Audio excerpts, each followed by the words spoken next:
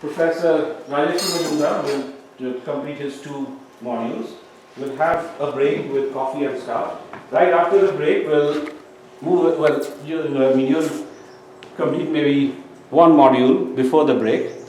Then, right, 10:30. Then after that, we'll have John talk about this estate and the plantations here. John, by the way, is a product of Indian Institute of Management, Bangalore, the same place from where we heard. You remember the guy who spoke there and who had dinner with us also after?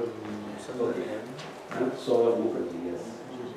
So it's the same place. So he'll talk a little bit about this estate and their experiences here. I'll try to keep it as short as possible. Now, this whole thing will be outlined in 5 broad headings: the climate change effects, what are the contrarian views, the economic influence in policy decisions, international agreements, and the obstacles to that. Now, I will talk a little bit about why the Kyoto Protocol is not working, what are the options available, and how different options can bring us to the negotiating table. Now the facts. There are 3 undisputed facts, as you all are aware of, that greenhouse effect produced by some gases and water vapor in the atmosphere. Increased stock of greenhouse gases would increase average temperature of the earth, and anthropogenic activities, especially industrial production, is related to emission of GHGs. So these are more or less accepted facts across the globe. But what are the disputes? The disputes are regarding both the pace and the extent. For example, the magnitude of temperature increase, the speed of temperature increase, the impact of such temperature increase across the globe in different regions, the link between GHG emission and temperature increase, and how strong that link is, link between production and consumption and greenhouse gas emission, and of course the question of equity. So most of the discussion and the debate that is now taking place are around these issues rather than the concept of climate change and of the GHG, which is related to emission. So emission to greenhouse gas effect and the effect on climate change is accepted. What is being disputed by different lobbies within countries and across countries is that how these changes are leading to one, change in temperature and the speed at which temperature is rising, the average temperature. Second, how that is affecting the production consumption system in different parts of the globe, and how to put a monetary value on that. Because ultimately it boils down to what is the potential loss and how to mitigate that, the balance between that. So again, the last thing was the question of equity between the historical effects and what is to be done now, and why the developing countries need to share a burden of what has been happening for the last 300 years. Now the debate is not only the economics of climate change but also the political economy of climate change, and that centers around these disputes. Even within countries you will find there is a fair bit of political lobbying and political contradictory views regarding the steps to be taken for mitigation and adaptation of climate change. While the climate skeptics downplay the risks, the stress on the uncertainties and discount the future heavily. I will come to this discount factor later. On the other hand, the alarmists concentrate on the risks, the associated impacts and intergenerational equity. That we need to keep the earth as good as possible for the future generation. So that in terms of economics would come under the overlapping generations model. I will not go into details into that. Those from economics, they would understand that this overlapping generations model put a certain weight on the utility and the happiness of the future generation, and therefore it talks of preserving Earth's climate and the biodiversity, biosphere, everything. However, mitigation is costly and benefits may not cover the opportunity costs. This is one major thing which is still not decided, because any step that a country needs to take in terms of mitigation or technological improvement or bringing down the level of production consumption is basically a costly affair. It needs resources.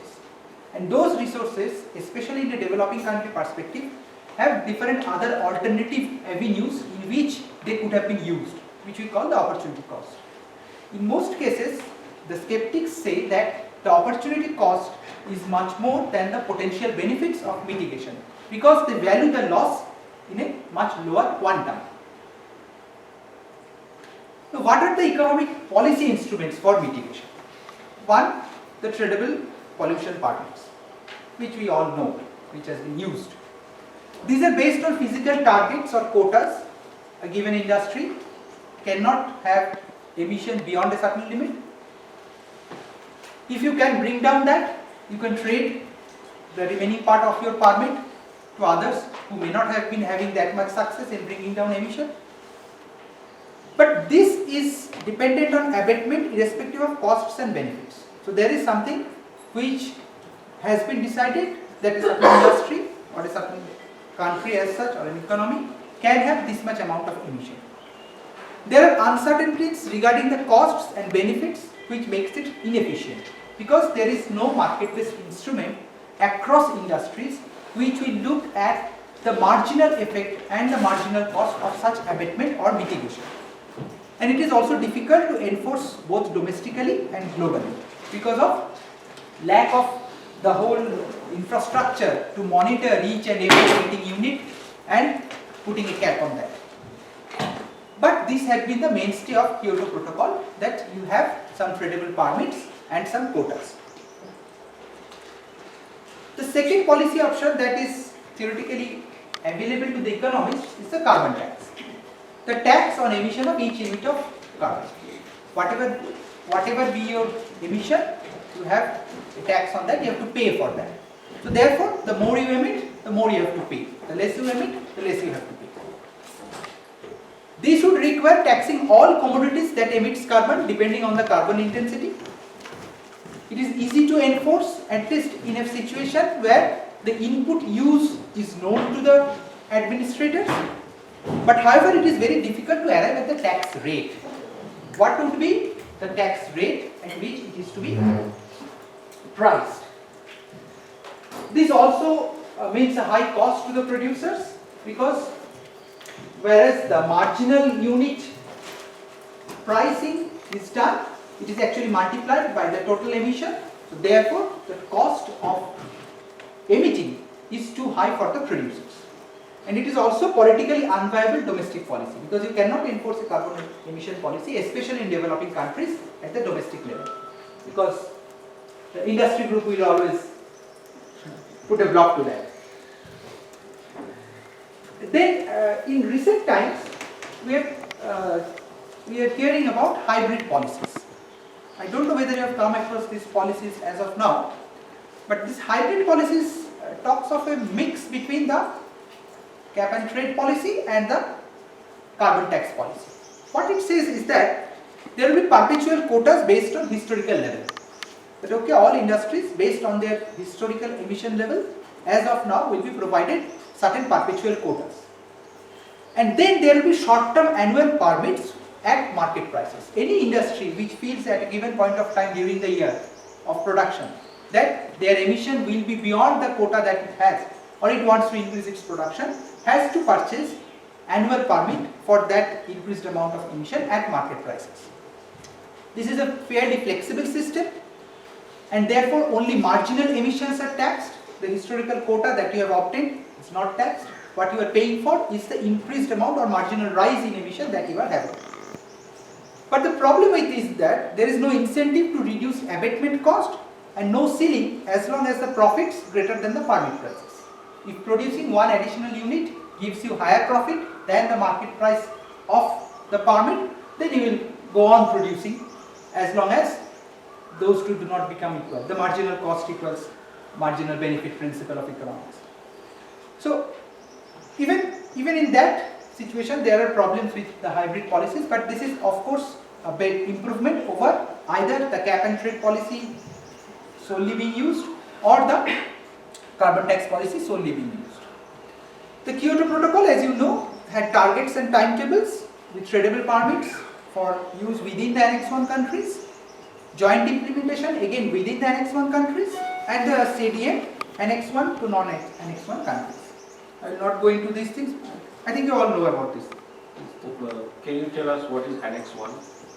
Yeah, Annex 1 countries are those countries, developed countries mostly, EU and North America, which had binding agreement of reducing their emissions over a period of time from 1990 onwards to 2050. This was the mainstay of Kyoto Protocol, that the developed countries have a binding agreement of reducing their emissions. Annex 2 countries are those which were party to that, but they do not have any binding agreement of reducing their emissions by particular standards. Of course, the protocol, after being signed and agreed and signed, had to be ratified domestically, and there are issues where countries have not ratified, so it is not binding to them, and there are countries which have ratified it in spite of not being part of the Annex 1 countries, and therefore they are having some sort of a mechanism of reducing it. Now the economics why Kyoto failed is that the policy is domestically unviable, as the reducing emissions by a particular proportion over a period of time is domestically unviable. It cannot be sold to domestic producers. There has been non-ratification by major emitters. There are issues regarding certification of CDM. Now how is CDM certified? CDM is certified in a way that there is certain project which argues that it is a part of clean development mechanism, that is the project itself reduces emission. In absence of that project, emission would have been higher, and it is being certified by the domestic authorities. So there are two issues involved. CDM provides credit, carbon credit to the Annex 1 country who is financing the project, and emission is coming down in the Annex 2 country potentially. There is no mechanism to measure what actually would have been the emission in absence of the project. So it is only a sort of self-certification by the Annex 2 or developing country. And they have an interest in certifying CDMs because one, it provides them finance of having certain projects. Second, it provides them a method or a process through which it can officially show that its emission has come down. And third, it also helps in bilateral agreements between the developed country and the developing country. So these three key issues makes the CDM policy, rather, to use a strong word, a hoax, much more a hoax rather than being a really a sort of process which reduces emissions. The transfer of resource challenges global order, because what has been the mechanism of investment flow around the world for the last 10 years is supposed to be the annual flow of resource through CDM. So this is simply a fantastic idea, that whatever be the foreign investment flow around the globe, multilateral flow of funds around the globe for the last 10 years, CDM itself covers it in 1 year. So this huge amount of fund flow across the globe has its impact on the money market, on the interest market and the investment market. And being of such a large amount of money fund flow, it affects the channel of investment into productive purposes, which in developing countries we call the foreign direct investment in projects. So this is a challenge to actual project inflows. Then there is impact on BOP, because TOT and exchange rates, they are too high. Such a large magnitude of fund inflow will always have its impact on the TOT and exchange rates. There is poor monitoring, slack enforcement and very small private incentives. So we do not have a situation where CDM is emerging as one of the mechanisms which is doing actually what it is supposed to do, that is bring down emissions in the developing countries. What are the key issues? The key issues are that the marginal abatement costs are higher in developing countries while marginal benefits are uncertain. You recollect the slide put up by Professor Ganguly that mitigation and adaptation, why in developing countries and developed countries the reactions are different? It is because the marginal benefits are very uncertain to the developing countries that they do not want to have too much invested in the abatement. Then there is inequality of stock and flow mechanisms, like there is already a certain stock of greenhouse gas in the atmosphere, and by tinkering with the flow of greenhouse gas from particular countries or from particular locations will not do much to affect that stock. The marginal utility of GDP is much higher in developing countries.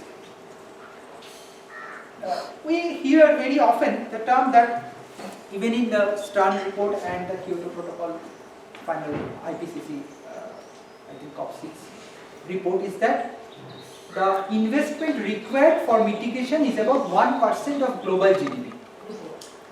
Now, yeah, 1% of the GDP, if you spread across all the countries, is nothing. But the point is, the 1% of GDP which we are talking of has much higher marginal utility in developing countries. For example, in India, the total expenditure on education is about 2.3% of GDP. So now we can understand the magnitude of investment that we are talking of. These different alternatives and avenues in which money can be spent and the high marginal. I was just wondering what the majority of India's GDP is. The majority of India's GDP.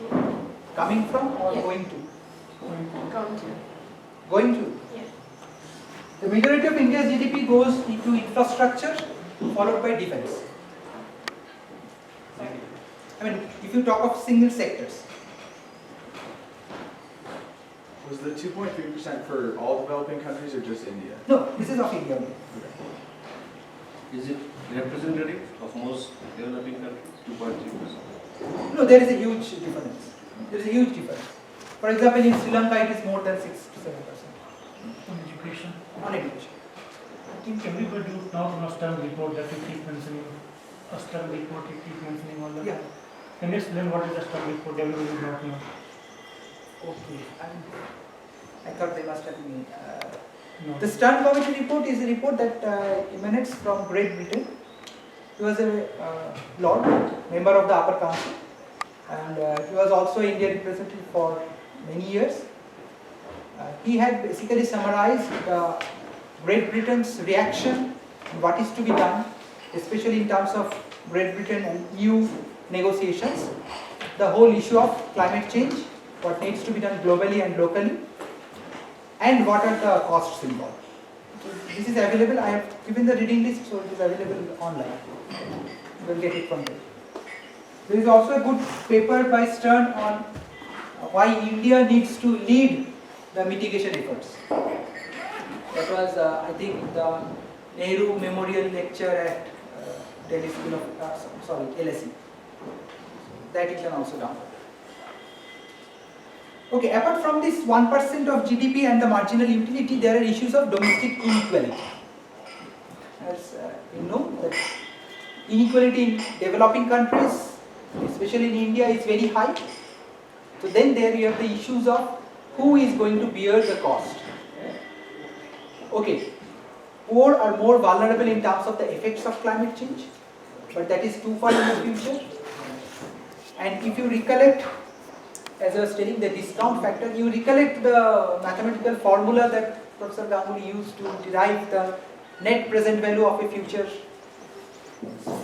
fund, of a future loss, by discounting it with certain factor I. Right? Now, if the I is very high, what would be the net present value? It would be low, because I comes at the denominator. If the I is low, then the present value of that loss will be high, because it discounts it by much lesser rate, much lower rate. Now, what happens typically is that poor people have a very high discount factor of the future, because they don't want to see too much into the future. What they feel like is that, as an example, 100 rupees today is worth more than 200 rupees the next month. Because for them, present utility, present circumstance, mitigating circumstance as of now, riding over the needs of the day is much more important rather than having a bankable future. Whereas for the rich or who are at the upper ends of the income level, whose current economic situation, household situation, consumption situation is more or less ensured, they have quite a strong view of the future and they want to have a bankable future. So they value the future loss in a much higher esteem compared to the poor, who are more or less concerned about what is happening at the present. So therefore, for domestic inequalities, the poor do not want to invest or incur certain cost today to save them from a potential loss sometime into the future. Whereas the rich, they do want to do that. Now, what are the market-based instruments that are available in developing countries? The cap and trade mechanism, that is cap on total emissions and permits. Now, these permits should ideally be auctioned. In reality, they are allocated. They are allocated based on the historical emission standards of each sector. For example, in EU, almost 90% of tradable permits are basically allocated to different sectors without auctioning them. So which is basically leading to something like, I have been a polluter in the past, so my emission history tells me that I have a large emission from this sector, so I get a larger allocation of permissible emissions. So this is basically, we are rewarding those who had been the offenders, rather than rewarding those who have been having the best practice and more efficient. So emitters can pollute beyond cap by purchasing permits from those who have surplus, and the sellers use the money to fund better processes, and the global emission is kept in check. This is the basic process of the market-based instrument. Is it okay? There would be incentive to reduce emission, because if you can reduce emission, you can sell your surplus permit to somebody else who is in need of more emission permits. So this will indirectly lead to certain incentives for reducing emissions. But what is the process? Therefore, the rich buys the right to pollute beyond cap, and the surplus may arise out of creation of new permits, which comes from both clean development mechanism and renewable energy certificates. I will come to renewable energy certificates as in India a bit later. Declined economic production. You know what happened in Russia and the whole CIS countries, that after their production and production decreased drastically in the mid-90s, they had huge surplus of tradable permits. So excess allocation as in EU, because in EU allocation had been much higher than what had been the historical trend of emission, and increased caps. With lobbying, we have increased caps in certain industries, certain sectors. So all this creates surplus of tradable permits, and therefore this process or this procedure did not have any significant impact on the actual emission, and the Kyoto Protocol targets are not being fulfilled across most of the region. Now, okay, the CDM issue I have already talked of, the problem. What is the REC issue? In India, we have a renewable energy certificate. That is, all conventional electricity producers must have 4% of their energy coming from renewable sources. Now, how is it to be monitored? It is to be monitored like this, that once you purchase certain amount of electricity from a renewable energy producer, the producer will provide you a certificate stating that yes, you have purchased this much amount of renewable energy. But what it has come down to is that the renewable energy producers only sell certificates. They take certain amount of money, there's a price at that given price band of renewable energy, and against that they provide the certificate without actually transferring renewable energy to the grid. So what is happening is that the renewable energy certificates and the renewable energy producers are getting money without actually transferring renewable energy to the grid. So it has no effect on the actual energy production and energy portfolio.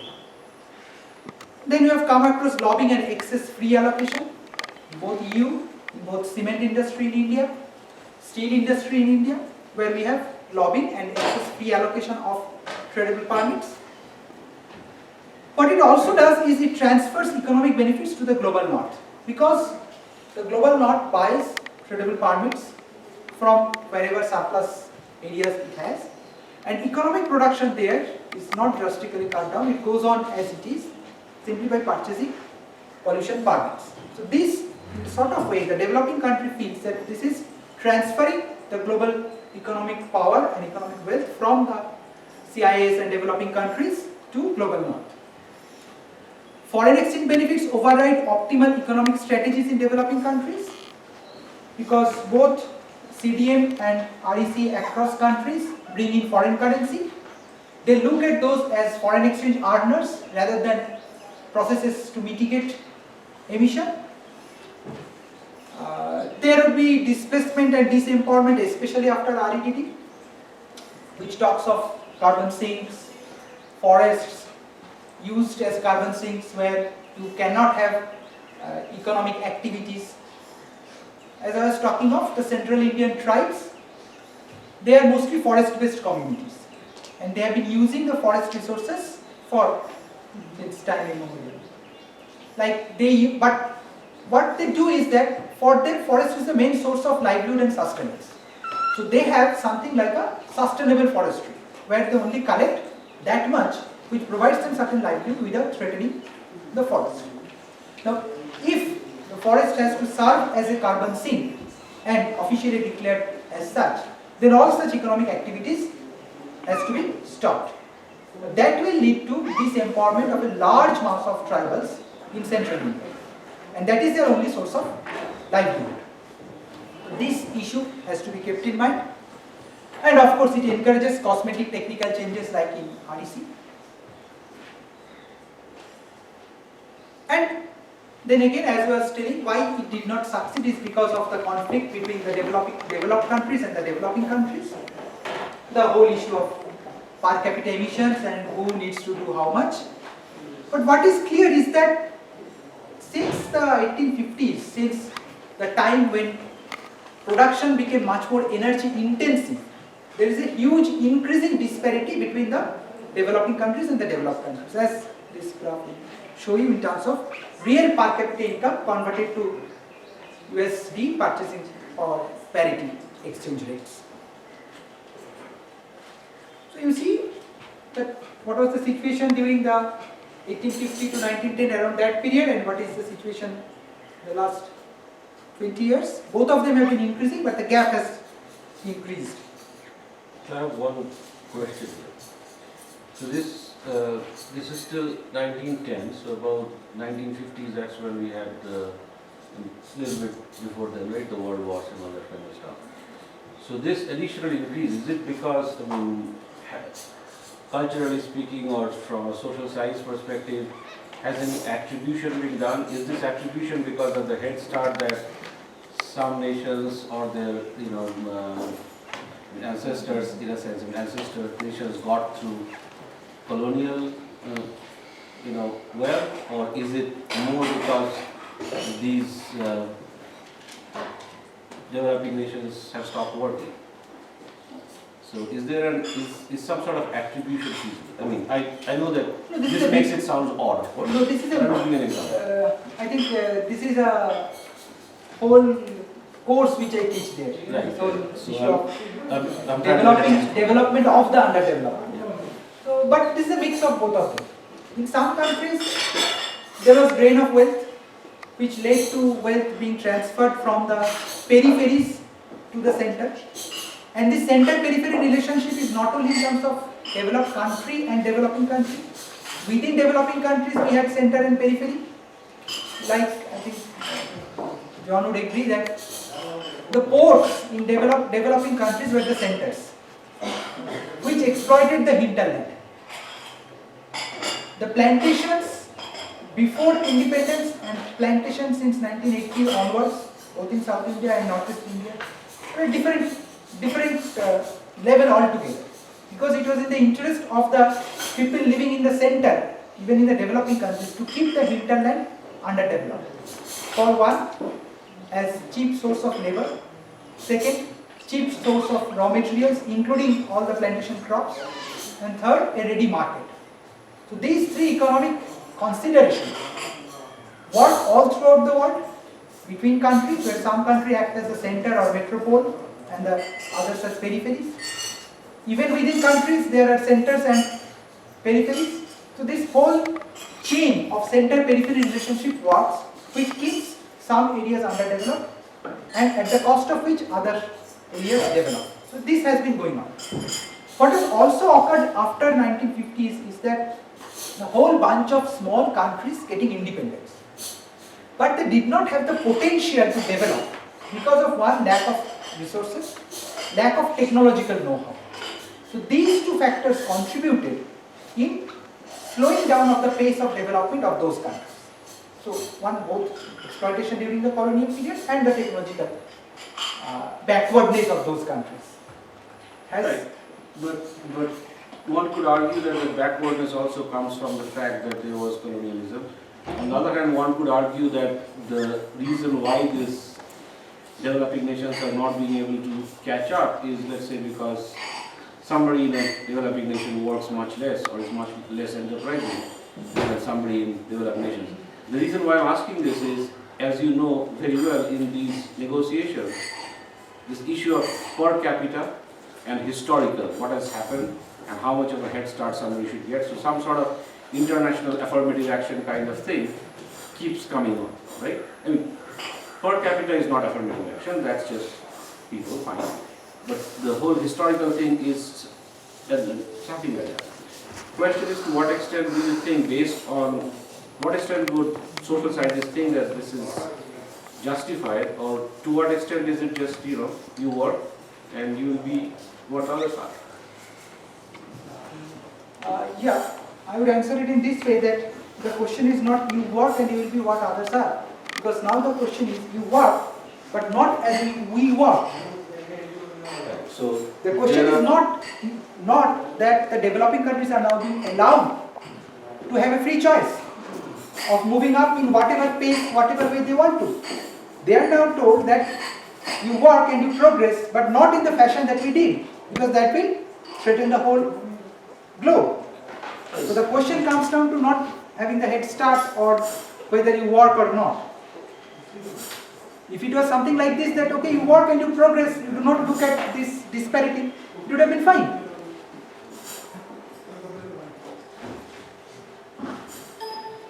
So this makes the whole greenhouse gas emissions debate look like as if it's the bad guys who is trying to do this debate. I mean, nothing for or against that. But this would almost seem that in the US, the right should be fully supporting of this. I don't know much about the right and the left. Okay, these are all issues you know, that what has been the total carbon emissions of the developed world and the developing world, and what has been the per capita ones, whether you have the right to a minimum basic standard of energy consumption and therefore emission. The whole issue, the gap is only more visible here, to make it more striking. And of course, then the whole issue of inequality, whether you consider average across countries, that okay, there are countries at 3 different levels and you are allowed to have different types of per capita emissions, or you weight it by population, the whole argument of per capita emissions. The larger population you have, the more total emission you are supposed to have, even if you have equal per capita emissions. So Sorry, I'm asking too many questions. No, it's okay. One other. Supposing India today were to get fragmented and each state were to become a nation, just as Europe. I mean, Europe right now is European Union, is really one big country in a sense, but still they are, I mean, for historical reasons, other reasons, they are independent nations. So if climate were to become a huge deal, I mean, you have to involve these nations, let's say, somehow, and India just decided, okay, we are separate nations. Then will India stop being, then can India emit whatever they want to, because now each state really doesn't emit as much, I mean, overall. So, these arguments are sort of seem like a little bit circular then. Okay, India is, is one of the nations that's being looked at carefully because its overall greenhouse gas emissions is large. Then if India were to divide itself into smaller states and say, okay, we are all nation states now. That's it. Nobody cares now. Yeah, that is the problem of reading too much into the total emissions of countries, because you don't look at the size, even in terms of either the geographical size or in terms of population or even in terms of GDP. And maybe I should have said it in the policy presentation, but if you ask at this point of time, the ideal should be convergence of emission per unit of GDP, because then it takes into account, it does not go into the whole issue of population, that okay, we have large population, so we will have large emission. It would come down to the economic activities, and the economic activities has to be efficient throughout the globe, so that per unit, emission per unit of GDP converges across countries. And then again, the issue of inequality within countries, what Professor Ganguly was talking about. If we fragment India into small nation states, then the northeastern states, or even Kerala, Lakshadweep, Andaman and Nicobar would have much lower emission in any scale you measure compared to even the best of the world. But there are states where the emission is much higher because there is the industry is concentrated, the agricultural is concentrated, the trade and urban centers are concentrated. So then we should have some sort of equality within the nation as well. So this whole issue of equity cannot be seen only just of averages across countries or population weighted average across countries. There are issues of intra-country equality and equity also. What has been the global inequality? The global inequality, as we are seeing, is that over time it is being more skewed with a long right tail. So at the global level, inequality is increasing, and this has to be kept in mind when we are talking of mitigation policies and climate change, because the global poor are the most vulnerable, and the global poor are the least, they can afford the least to cover the present day costs. So this increasing global inequality over the last 100 odd years has to be kept in mind. Someone was asking me about vulnerable employment and what vulnerable employment was all about and why we need to look at that. This is what we call non-employment in social science perspective. Engagement in non-remunerative work. You work, but the remuneration from that is very low. What some people at ISC or IIM were talking of as disguised unemployment. That there is actually work for one person, but there are 3 people around. So what do? You go and sit and watch. I think Amartya Sen put it succinctly when he said bird watching. Going to the field, instead of walking, they are bird watching. So the problem is that this working poverty or non-employment has been of a much greater scale in developing countries, and this scheme will sort of let you understand this. If you have a total labor force of this much, of which certain part is unemployed, what happens to those who are employed? Those who are employed have 3 choices. I mean, not choices as such, but they have 3 avenues of employment. One being the organized sector employment, the formal employment. Second is the unorganized sector employment. And the third is the irregular and casual employment within that whole sphere. And the working poor covers both the irregular and casual employment and a part of unorganized sector employment. So these working poor are what we in social science call non-employment, employment without adequate remuneration, which is also sometimes globally used as vulnerable employment. And what is been the situation of vulnerable employment across countries? This is the situation of vulnerable employment across countries as of, this is from 2004 World Development Report. So you can just have a look at it, the whole issue of vulnerable employment. The right hand side of those two, of the four columns, the two rightmost columns give us the vulnerable employment situation. And the vulnerable employment, as you see, is highest in South Asia and Sub-Saharan Africa. So these are the regions where the opposition from any binding agreement on climate change will come from. These are the areas of the world from where the most demand for increased pace of industrialization and economic development will come from. But these are also the areas where the vulnerable people who would be most affected negatively, adversely from climate changes and associated changes in the production system will live. So these are issues which has to be kept in mind. Then there are the uncertainties as provided in the IPCC. The IPCC talks of 4 different types of probabilities, and they do not provide probabilities as such, they provide 4 different groups. Events that are very likely, events that are likely, events that have medium likelihood, and events that are unlikely. Now, you look at the likely probability. It ranges from somewhere around 65 to 90%. So that's a huge span of probabilities.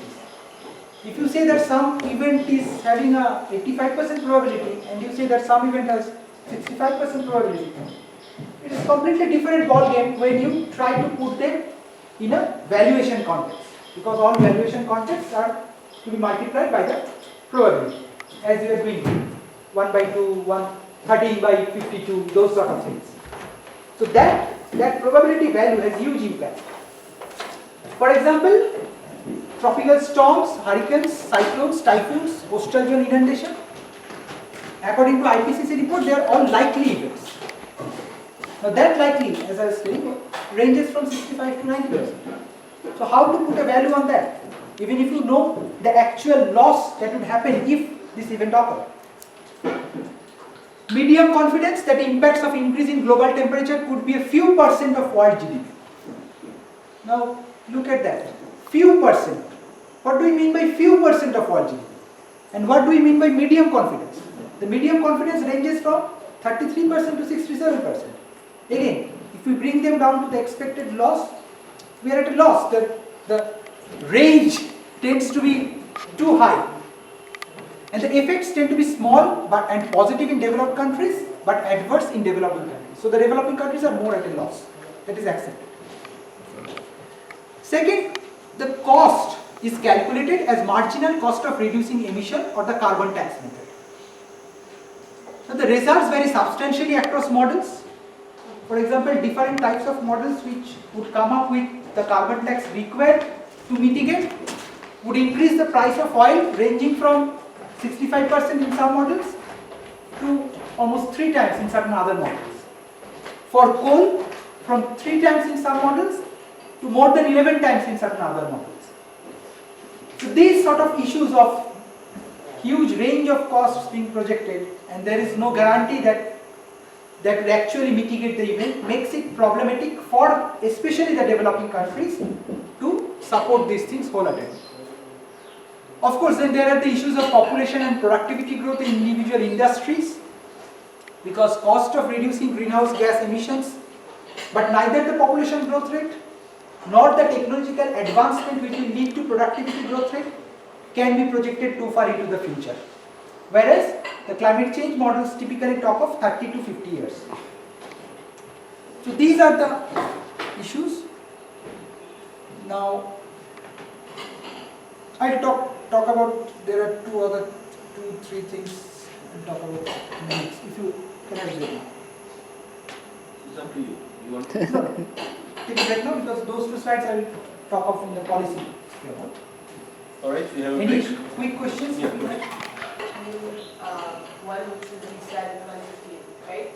So, and you mentioned the problem they had with the first one. Do you think the second one has worked on the problem with the first one, or is it just the same thing? No, the second one is still not ratified or agreed upon.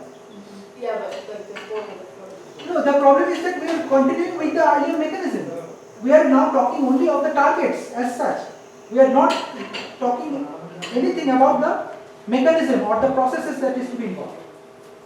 That is the whole big problem.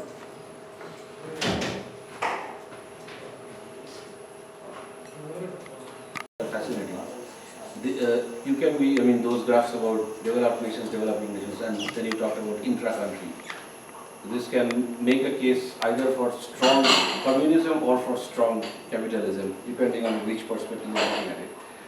But one question I had is, in that curve, where would US, India, and China, where would they fall? I mean, if you can go back to that, roughly speaking, just based on your intuition. I know you don't know before. Yes, this one. Where would US, India, I mean, I know that, I mean, they would fall within their respective categories, but even within that, so I assume when you're talking about red, most developed, right? There would be a range around that. Yes. And probably Sweden Would have been much higher. would be much higher. Would US be within the most developed or the developed or somewhere in No, it is somewhere within the most developed, and its average is almost that of the average of the developed, most developed countries. US is average of most developed. Yeah, Sweden, for example, is or higher. much higher up. Yeah. What about the UK? UK is somewhere below US in terms of purchasing power parity. What about China and India? India is somewhere in the second from bottom. Second from bottom, is it Developing average or country. is it below average? Developing country. Is it average or below average? It is above average of the development. What about China? China is higher. Higher up, but is it still within? Still within the band of the developing countries. What about rest of South Asia? Rest of South Asia would be some part of them would be the least developed, the bottommost, along with Sub-Saharan Africa.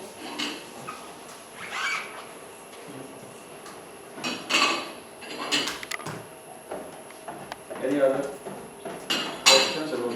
This is a good opportunity to ask you about how these individual areas, the Wharton teams you are representing, what they would view as their priorities, or what they try to push or push back on, etc. Lindsay. Well, I guess I'm just wondering in general. So obviously you talk a lot about global inequality and the decision to mitigate the impacts of climate change. Obviously you're making that trade-off with resources. So how do countries, I guess, justify putting money into climate change programs when maybe they could put into social welfare programs? There is a big issue. Yeah.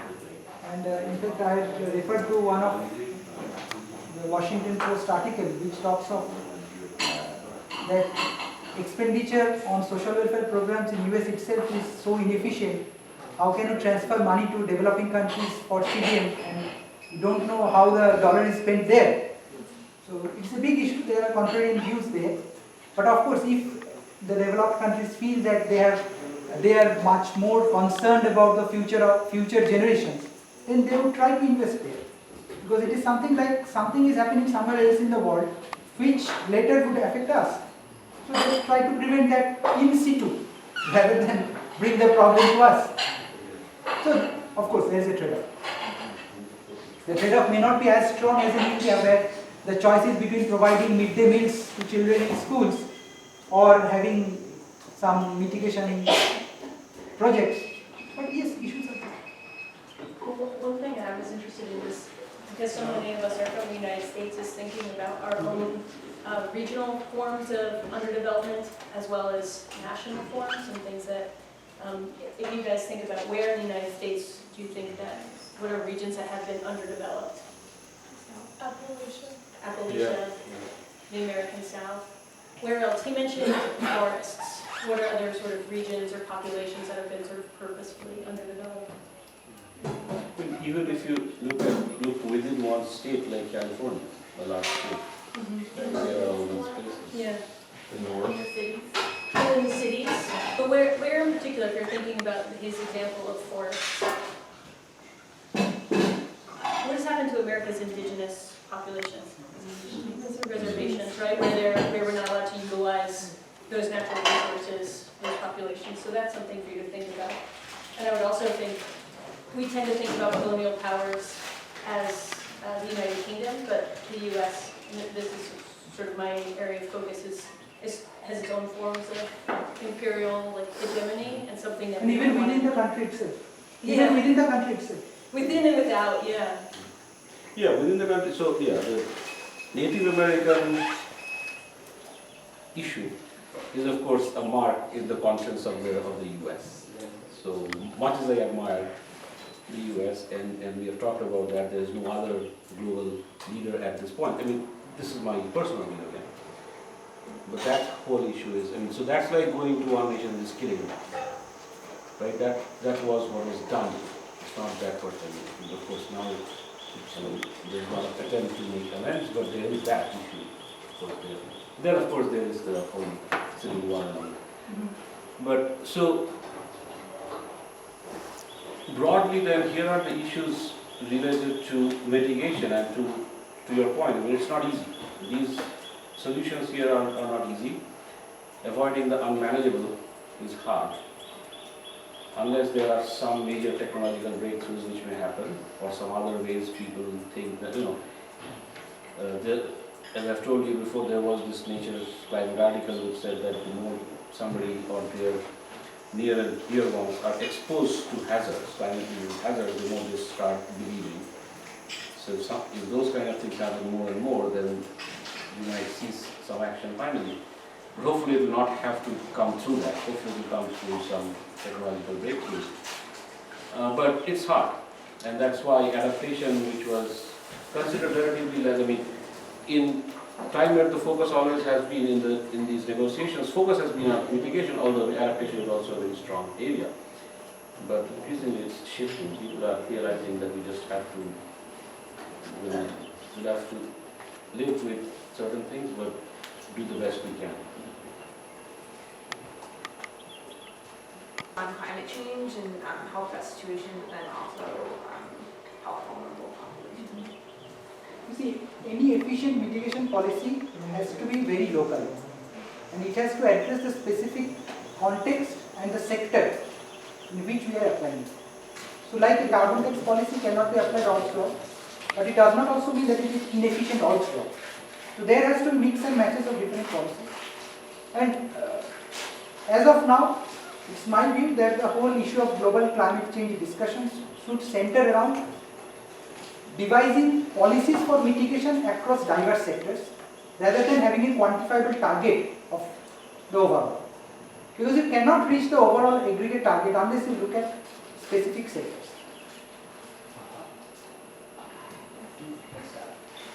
And to some extent you need both. I mean, you need some target because that target affects other things. Of course. Right? So that target affects things like we are talking about so much warming, so much statistics of extremes.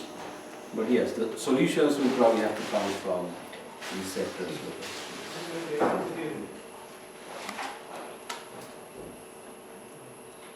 Any other questions? People are getting increasingly depressed. Which is why we are in this lovely state.